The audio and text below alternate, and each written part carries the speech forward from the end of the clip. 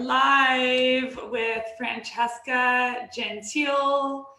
If you haven't ever heard of this woman, I recommend it because she is like such a character as well as an incredibly intelligent, brilliant woman who has been going through like doing so much for the world around sexuality and trauma. And she has been a priestess for 30 years. And she's also a clinical sexologist. So Francesca, how have you combined these two worlds together to create such a powerful impact that you've made?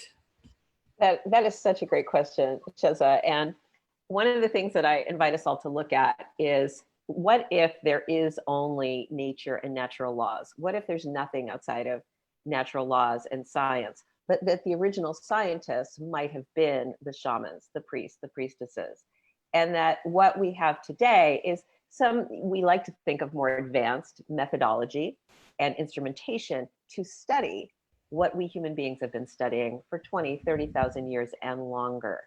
And so there's a body of knowledge that is in some ways unbroken, that goes back so far. And then there's a body of knowledge that we're creating today with what we like to think of as replicatable data and the scientific method. And I'm guessing that some of us who are watching today carry both sides. Like if you're on this with Shezza and I, and you've been watching some of these, you have a part of you that's scientific, that loves to know, how does the neurobiology work? How does the anatomy work? How does it work? And then a part of you that is maybe intuitive or looking for the felt experience or the inner knowing. And so I've been one of those people from the beginning. And I think many of us on this call are, I would call, untrained shamans, that from very early days, we felt energy. We felt the lie when people were speaking on one level, but we were hearing a truth on a different level that they were denying. We felt nature, or maybe we felt resourced by nature in a way that we couldn't explain. Maybe we had particular experiences with the natural world or animals or dreaming that felt very, very profound. But when we tried to talk about it to people, they thought we were crazy or denied it. Many of my clients come to me feeling crazy until I actually unpack a document called The Signs of the Shaman and check in, is this you? And in one session, there's like so much anxiety that's released and shame that's released, because our culture is a culture that denies in many ways the emotional truth, the intuitive truth. And it's just now through quantum physics, through entanglement theory, systems theory, morphogenetic fields, starting to recognize what the shamans have known all along. So for me, as I'm speaking it, I think you get that I go back and forth between what is the scientific world saying about this right now, and what do the ancient traditions say about this right now, and how do I bring those together in a common language for myself and my students and clients. I love that. Yes, we're definitely in the age finally, because like way back when it was just the shamanic, they didn't really have the science perhaps as much, and then we went like super scientific, and this is the age where it's like the blending is here. So from trauma to expansion, tell us. What is life for you? Like how do we? I wrote a post yesterday about some years I went through a really deep depression, and how that has made me who I am. So it was like this trauma, but for me it's like from our deepest traumas, like we can actually expand. So I'd like to hear what your take is on that. Yeah, thank you. I invite once again all of us who are watching, who are listening, to tune into or become attuned to both in this call, in this time, both our suffering and our vision of joy and pleasure, and to maybe hold both. Because what Shezza is speaking to is that our culture is a culture of denial, a culture of let's just suppress our emotions. Let's just try to put on the happy face. How are you? Fine. Fucked up, insecure, neurotic, and emotional. I'm fine. And, just, and trying to pretend to be something so that we'll have this false sense of being seen and loved. But what we really long for and what's missing in trauma and missing in the way that we're enculturated, the way we're raised, is true attunement to who we are, to be being seen, felt, and heard accurately by those who are meant to protect and nurture us. That is a missing nutrient. And then it gets even worse, where we're yelled at in ways we don't want to be yelled at, and shamed and denigrated. We're hit, constrained, neglected in ways that we don't want. We're sexualized in ways that we don't want. Our choice is taken away from us, and we start to have an interaction with the world as inherently unsafe, that love is unsafe, that the world is unsafe, that our bodies are unsafe. And we start using intensity and addiction, pornography, all kinds of things to try to falling in love, falling in lust, to try to break through the numbness and the disconnection and the unsafety that we feel. But we're not learning to be in our bodies.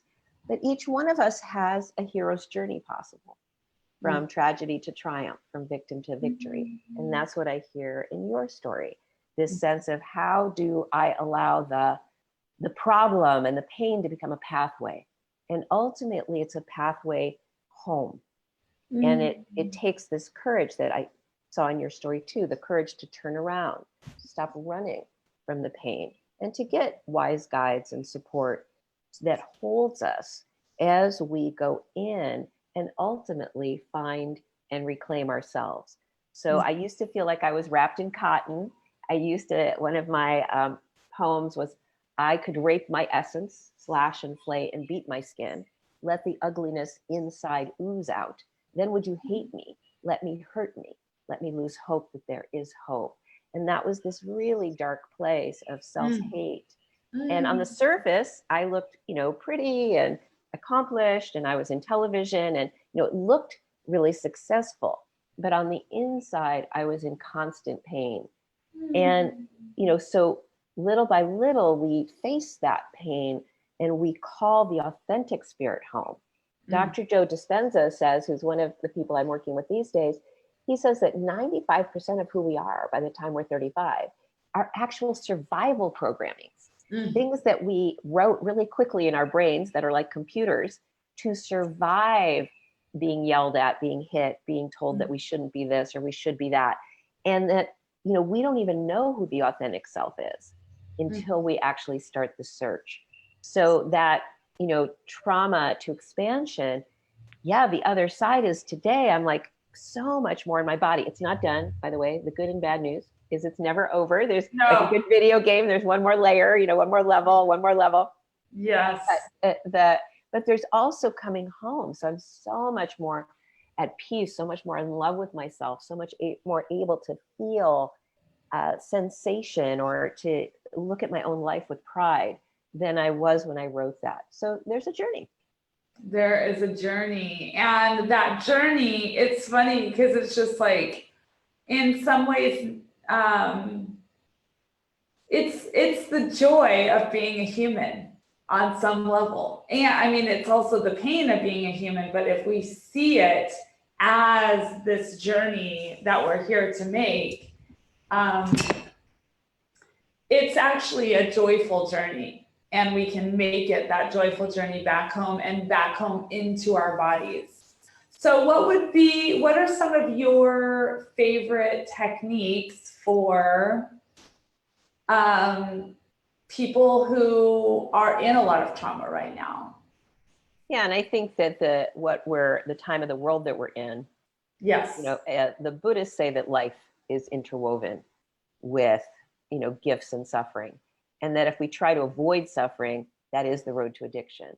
And that when we face suffering, when we embrace it with compassion, that's when joy will periodically come. And it's literally almost the resistance. So we're looking at, there are things that are happening in life that we don't want. And, let's just look, whether it's now and everything that's happening in the world today, or whether it was 2 months ago. there were probably things happening in our life that we didn't want. And how do we handle aging, loss, death, being rejected, being misunderstood, feeling confused or foggy, feeling like there's something that is increasing our risk of loss in some way? How do we handle these things? And so if we're not healing from trauma, how I handle them is reactivity. I'll spin into anxiety, or I'll fall into deep depression, or I'll get very, very angry. Like, why did you even bring that up, Shezza? Why? You know, life is hard enough right now. Did you have to bring this up right now? And so I will be a human reactivity. One of my mantras, which I invite us to take on, and a mantra is a technique. The bigger the emotional response in the present, the more the emotional intensity is from the past. So the bigger the emotional response in the present, anxiety, depression, anger, fear, the bigger it is in the present, the more it's linked to something in the past. So now this can become a pathway. So there's stuff happening. I'm not going to say there's not stuff happening right now. And we might say big stuff or a lot of stuff happening. But, you know, am I spinning in it? So what does this remind me of in my youth or childhood? And can I utilize this time to go back and find this younger selves? So first I need to notice, the bigger the emotional response, the more it belongs to the past. When in the past did I feel like this? Trapped, powerless, out of control, like life itself was attacking me in some way. When did I feel like this? Oh, yeah, when my parents divorced, or when the molestation was happening, or when I watched myself or my siblings get beaten, or when my, parents would go into their alcoholic or addictive cycles, when, I felt this sense of panic, or I felt this sense of out of controlness. And then the process is, and there's many different modalities that will do this. And, I teach a bunch of them and offer a bunch of them, but is it some modality that helps us actually slow down and, in a way, go back in time and meet the originating incident or incidents from a more resourced adult self, and literally start to rewrite or rewire those memories, because yay for neuroplasticity. The brain can't tell the difference between something that's powerfully imagined and something that really happens. So when we do hypnotherapy or EMDR or Gestalt or internal family systems or the inner aspect method, or whichever method we're using, psychodrama, whatever method we're using, it actually starts to rewire our brains. Totally. And the goal that I'm envisioning for us humans is that we shift from being human reactivities to human creativities, so that we feel responsive rather than reactive, and co-creative and collaborative with our world. I'm not in charge of everything that's happening around me or happening to me, but I'm always responsible as an adult for how I respond to what is happening around me or to me. Yes, I do rapid transformational hypnotherapy, and that's exactly what we do. And sometimes it's amazing to go back to, times that we can't necessarily even know about. The last time I did a session on myself, I went back to my birth, and just the separation from God, and the wishing that I could just go back home, and I didn't really want to be here. And that was like my birth. So it's really powerful. And, for most of us living in our current culture, our childhoods were filled with a lot of crazy, even if we came from great parents who did their best. Yeah, just because something is common or normal doesn't mean it's not traumatic or abusive. So it's normal to yell at children and say, don't do that, do this, stop doing that. I'm in charge. As long as you're under my roof, you're going to do it my way. Cut that out.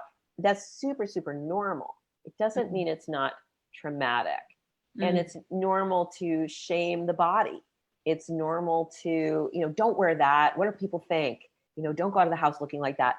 Super, super normal. Stop crying, or I'll give you something to cry about. Super normal. Doesn't mean it's not traumatic to the soul. Especially sensitive souls. Sensitive souls. And I believe that our parents, this is not about blaming parents. I believe that my parents did love me to the best of their ability, and that they were doing the best they knew how to try to raise me in a way that they hoped would be successful. And they failed. And they failed because the way that they had been raised was also a failure of attunement and encouragement of the authentic soul. But they weren't failing because they sat up in the attic at night, with my dad twisting his mustachio and my mother rubbing her hands going, how can we ruin Francesca for life? No, they don't do that. They just are unconscious. They haven't done their inner work.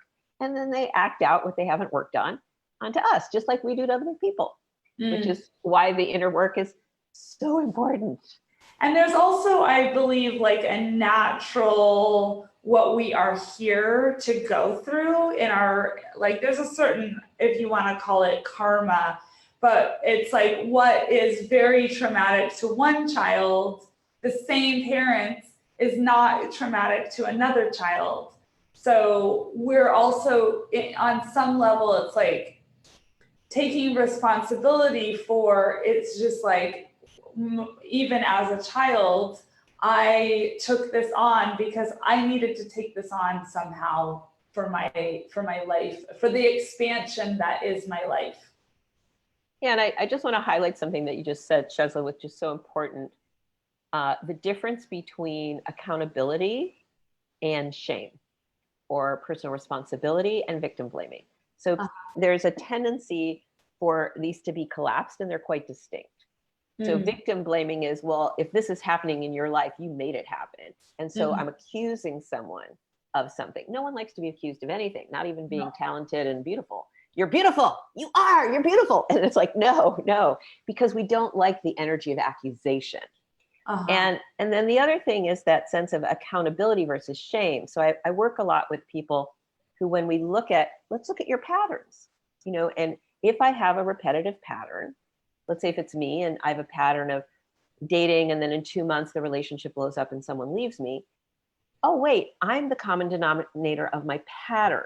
It just means that there's something that I'm doing of which I'm not aware, that if I could bring it into consciousness and shift it, the pattern would shift. It's not about blaming. It's not, oh my God, I'm creating relationships and they're blowing up on me and I'm a bad person, Shezza. I'm like really bad, and like nobody should love me because I create these patterns. Well, that's the tunnel of shame and blame and turning the critic, the perpetrator inward.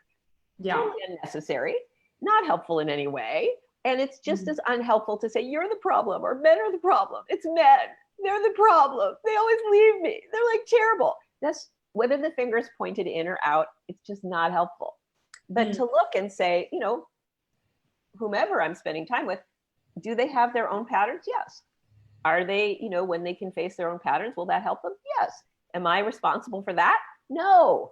Do I have my own patterns? Yes. And my own reactions. And is that going to help me when I can unpack those with, the microscopic lens or the scientific lens towards myself, and then shift my patterns? Is that going to bring greater ease and joy to my life? Yes. So let me be accountable for my reactions. And in the path of the initiate for 20,000 years, the path of the alchemist, the initiate, the mystic, it's the path of ultimately choosing our thoughts and feelings, choosing our reactions. The uninitiated say the world happens to us. Things are happening, Shezza. Oh my God, somebody left me, somebody's sick, somebody died. And I'm just reacting to all of that. The path of the initiate, someone left me, someone died, someone that I wanted to love didn't love me back. So let me feel into that.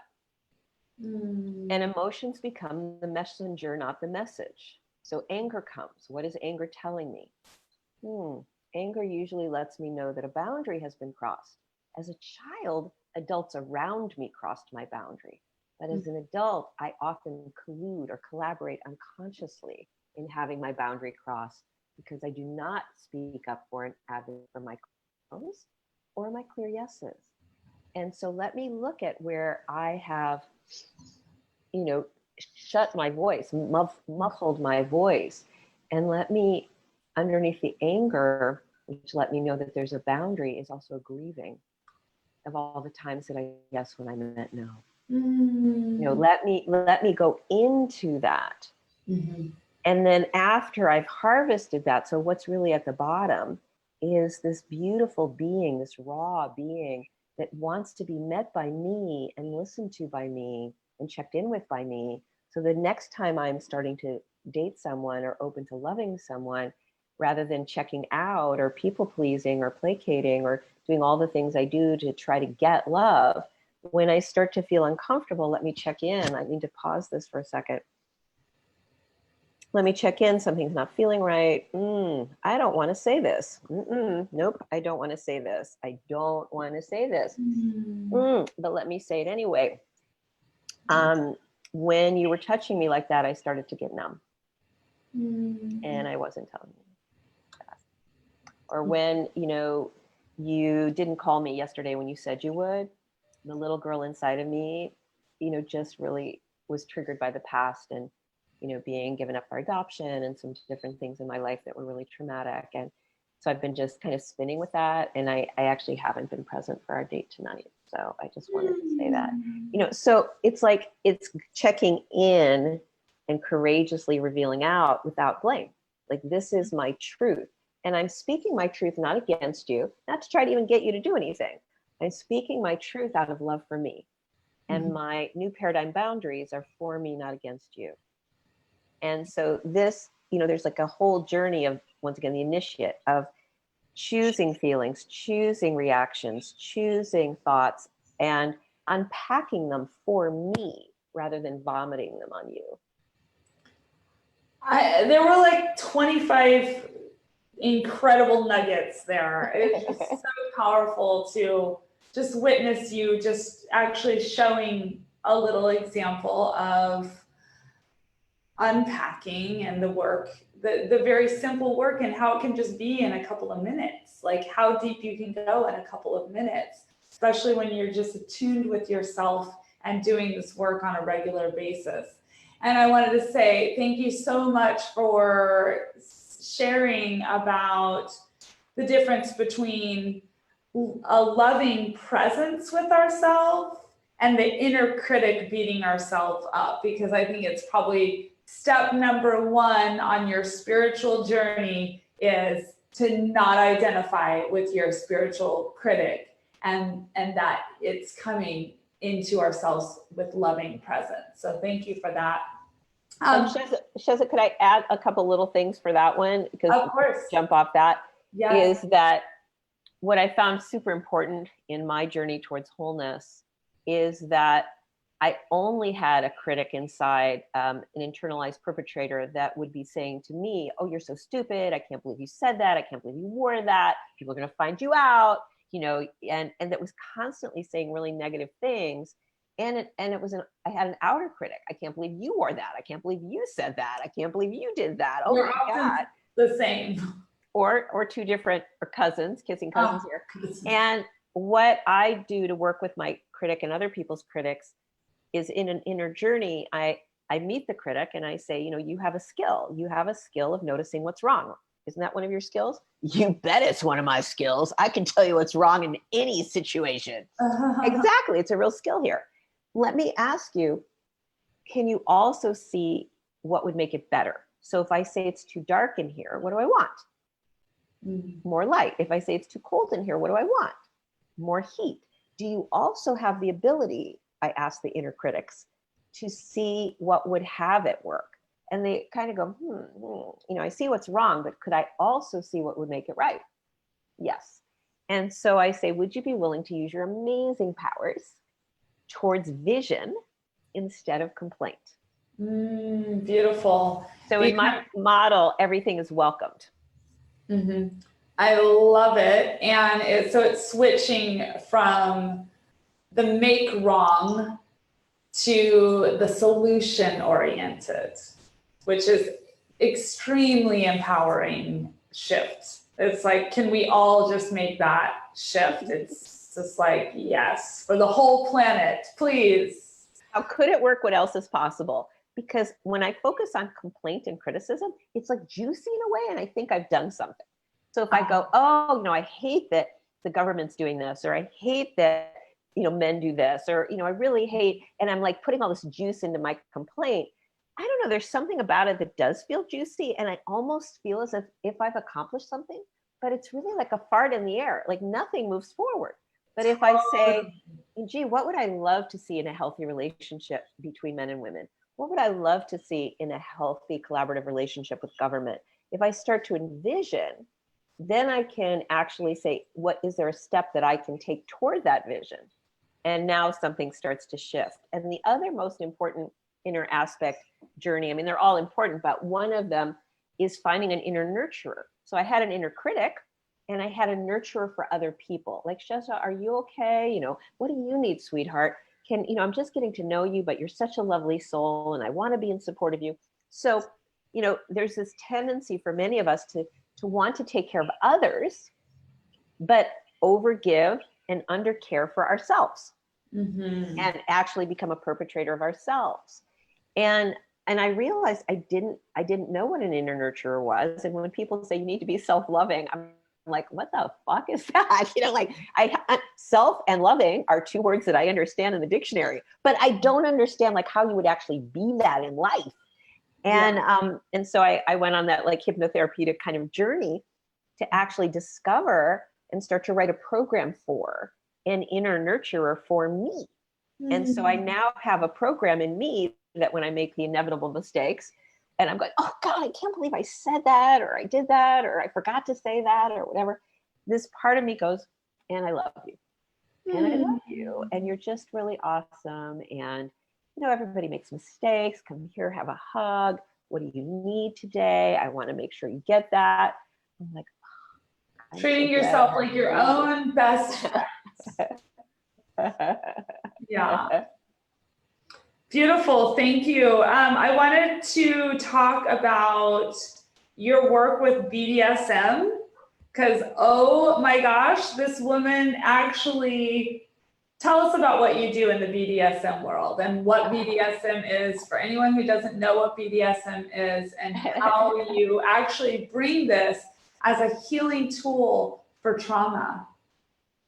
Yeah, well, first, what I am, the priestess and the clinical sexologist who has been really, I would say, guided to become one of the world's international experts on therapeutic kink. And so this would be combining the tools and techniques available within the BDSM menu, which we'll go into in a moment, toward conscious healing, towards wholeness and inner harmony. And I actually am an instructor for the International Institute of Clinical Sexology that provides a PhD program for psychotherapists in clinical sexology. I teach their kink conscious clinical care. So I teach psychotherapists how to be kink aware psychotherapists as well as present around the world. So, but what is it? What is the menu of BDSM? And then how do we make it healing or therapeutic? So when I'm talking to people, especially if one partner identifies as kinky and the other one doesn't, I will say, I'm going to invite both of you to forget about it, or to, release what you think you know about BDSM, whether you've seen 50 Shades of Grey or not, whether you've seen, some show or not. You've often maybe thought of it as whips and chains and collars and people kneeling or spanking or something like that. And maybe you think of it as pain or control.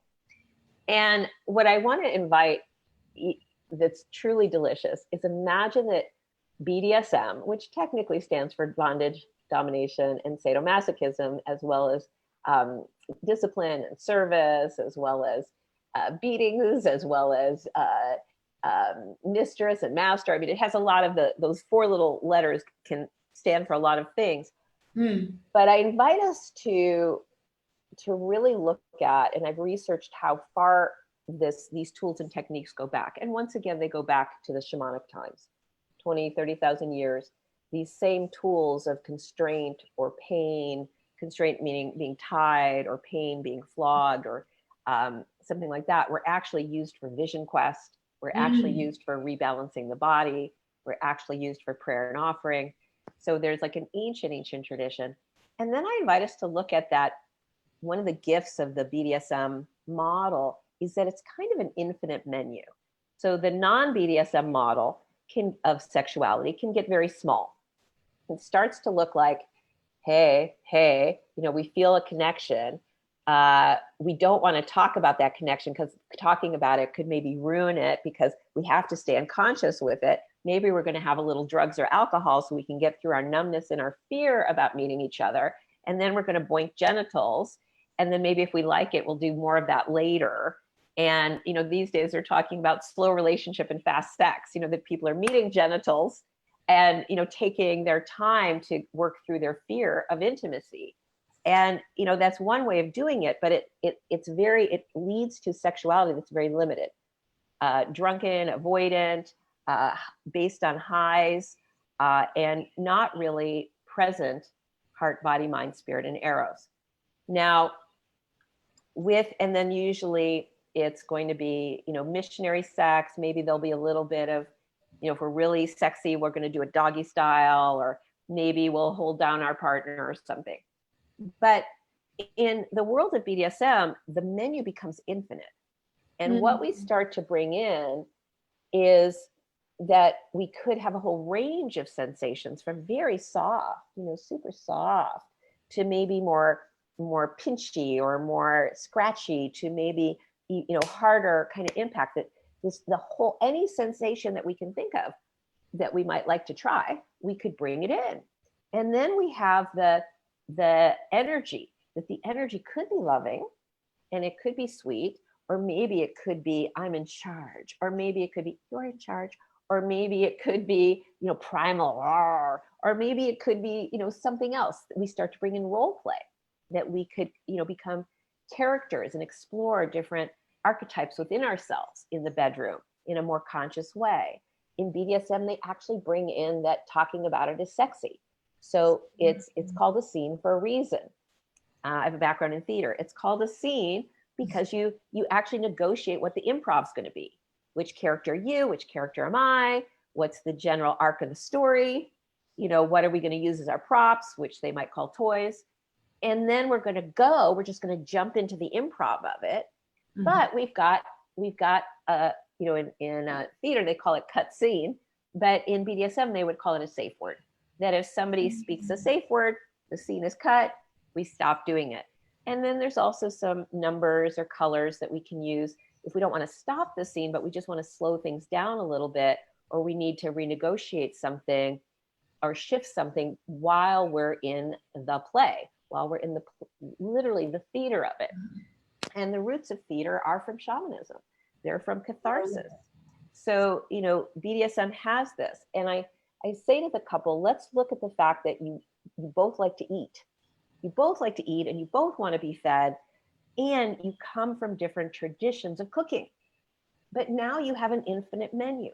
You have an infinite menu, and you just need to create a dish that you can both eat together. So when we're looking at BDSM, I really invite, whether you're an old timer in BDSM, like, hey, I'm old school BDSM, or whether you're like, I'm not even sure what BDSM is, to just start thinking of it as a really wide, infinite menu of sensation and roles and costumes, where there's an approval to actually try things and a way to easily stop it if it's not working. And to me, that's like super, super exciting. And releases shame. So one of the things that most of us come to our sexuality with is a sense of shame. There's something wrong with me because I fantasize about this. There's something wrong with me because I like this. There's something wrong with me because I like looking at it or dressing like it or thinking about it. And I want to say that, and we're now starting to move from fun to to therapeutic, is there's on the level of fantasy, everything is normal. Like everything is normal. I could fantasize having sex with a blender, and on a level of fantasy, it's normal. And so anything you fantasize about, don't worry about it. The challenge becomes, if I'm thinking, do I really want to have sex with a blender? Do I want to buy a blender? Which blender would I buy? How could I have sex with a blender without cutting up my body parts? or irrevocably, or do I want to cut up my body parts? So when we start to move from fantasy into reality, that's when we need to look at risk versus reward. That's when we need to look at discernment. That's when we need to look at agreements. And that's when we need to look at, are any of my fantasies driven by trauma? Mm-hmm. Are they symbolic? So fantasies, repetitive fantasies in particular, can be very similar to dreams. Like a repetitive dream is a message from the soul. So if I keep dreaming about, a golden chair, it doesn't mean that I need to, go online or go to IKEA and try to get a golden chair. It might mean that it's time for me. Like, what are what could a chair mean? Like symbolically, I'm needing a chair. Ground into my life, into my new home, into my, I need to ground into my life, or, I'm ready for my queendom, that it's like my sense of my throne. I was also about to put a crown on my head. Or, maybe it's time to rest. The chair could mean so many things. If it keeps coming up in my dream, there's something to unpack. There's the message for me. Now, if I start fantasizing about having sex on a chair, it's actually very similar. If I keep having this fantasy of wanting to have sex on a chair, what's that about? And I feel like I need a chair and I need to have sex on it. The repetition is often a sign from the soul that there is a deeper message to look at. And it could still be that I need to rest, or it's time for my queendom, or it's time to ground. And that Eros is just helping me, the erotic energy, is just helping me notice that there's something that I have to look at. There's something, because when Eros is there, or when a repetition is there, or when a nightmare is there, we start to go, oh, I better look at this. Mm-hmm. So that's when we start to look at how can we turn something into a healing. And then, energy follows intention. If I come to you, Shezza, and I say, hey, you want to have some fun tonight? Chances are, if we both agree on fun, we might have fun. If I say, Shezza, I really feel a sense of resonance and trust with you, and I'd like to explore, kind of a role play of something that happened when I was younger, and I feel like you'd be the right person to explore this with. The mere fact that I'm putting the intention toward healing, toward reclaiming something, starts to shift what we're doing, even if it would look like the same thing. From the outside, it might kind of look like the same thing. It's going to shift it because our intention for why we're doing it and what we're doing with it is now different. And then we'll probably shift too. Like there's a thing called slapping. There's a thing called slapping, which parents often do to kids out of anger. And sometimes in BDSM, it's even kind of sexy. Like there might be a scene or this or that where, the energy is high, and then someone might slap you and you might be like, ooh, like might feel exciting, which is fine. There's nothing wrong with good fun. However, I was at a party with my partner at one point, and it was a birthday party with a dungeon. Woohoo! And we're downstairs exploring the dungeon, and I just had this idea, and I said, honey, could you kind of like punch my pectorals? So he starts punching my pectorals, and I'm like, interesting. And then I had the thought, would you slap me? And then I said, wait. And he said, okay. I said, would you be willing to sit knee to knee with me? And when I touch your right knee, slap, your right knee, slap my left face. When I touch your left knee, slap my, whatever, whichever the opposite it is, so if I'm touching this knee, you slap here. If I'm touching this knee, you slap here, so it's basically at my count. And he said, yes. So we just sat knee to knee and we started eye gazing, and I would touch this knee and he would slap me. And I would touch this knee and he would slap me, and I would breathe in each one and look at him. And first I started to laugh. And laughter is often a way that we disassociate, often a way we avoid pain. I've heard people say, yeah, my dad beat me every night. And it's a way that we're avoiding being in our bodies and feeling the grieving. So laughter will often come up first when people have spent their life avoiding their own grieving.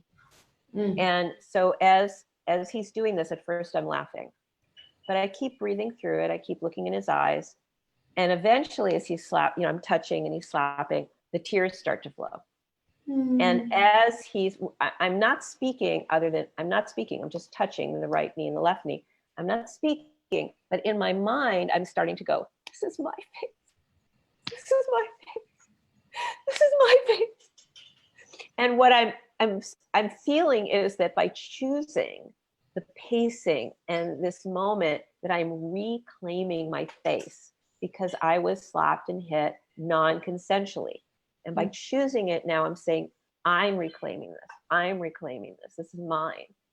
And then after the tears, I started to feel rage. And we were at a birthday party. I'd been like, the tears were like rolling down my face very quietly. When I started to feel the rage come up, I started to go, oh, we need to complete the scene for now, because I don't have consent from the party to start screaming, fuck you, you fucking asshole, get the fuck away from me. You know, I didn't feel like I had that permission and consent in the party. So, so we stopped the scene, and it's kind of still there for me to complete, because what happens under trauma, you know, here I am, a child being slapped and hit non-consensually, but it's not safe. It is not safe to say stop. It is not safe to say, I don't like this. It's not safe to say, this is my body, cut it the fuck out. It is not safe to say, stop, you know, it's not safe. So all of that gets locked in the body, and done very consciously and in a very, with the person who's the guide or the giver, grounded, and there's training in that, grounded, so that we're not taking on when somebody's yelling, when somebody's crying. That's really the role of a healer. And so many people, I really recommend a lot more training than people are getting out there, is how to not take on or hook with the emotional responses of the person that you're collaborating in their healing. I don't say fix or change anyone. It's not my job. I collaborate, and my collaboration is to support them to feel like they're returning to their sovereignty and their agency. I don't want to be seen as a savior. I don't want to have magic hands and a magic vulva. Save them from whatever happened. I to feel like there.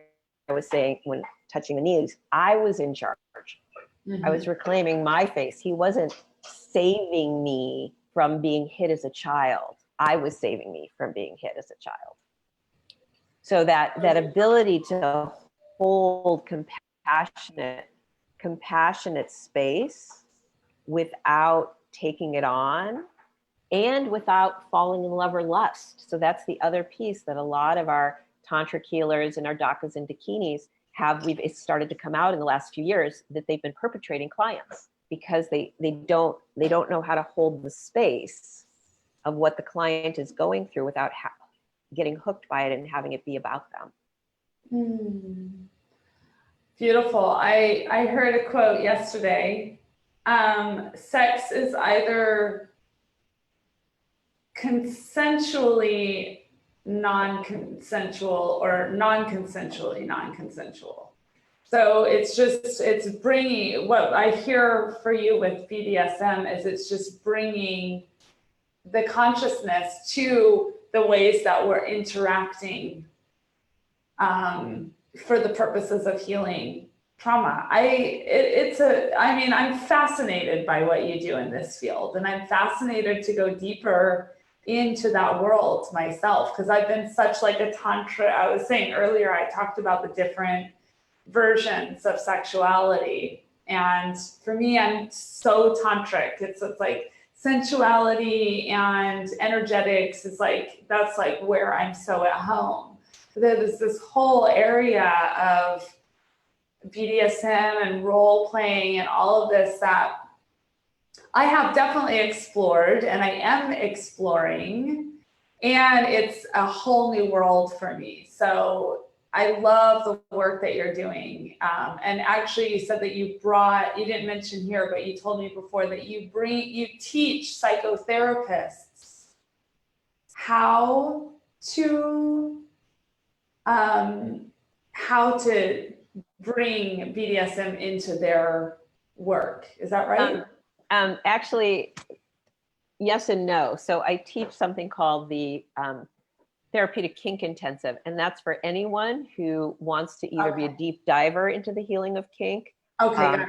or somebody who wants to do it professionally, which could be a pro dom, which could be an erotic service provider, which could be a psychotherapist or some other form of somatic worker.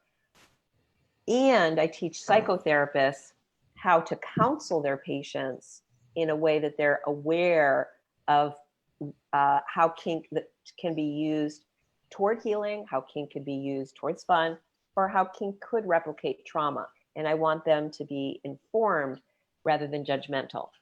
And that's its own 6-month course for clinicians, because a psychotherapist technically isn't allowed to touch their patients.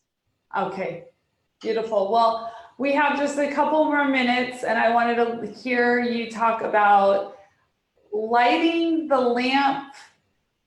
What? Say it again. Lighting a lamp in the temple of love. Yes, it's so beautiful, so poetic. Thank you. And I want to invite us to imagine that this, we hear it in Tantra, that this body, this vehicle that carries our soul and our spirit, it could be a sewer, it could be a house, it could be a temple.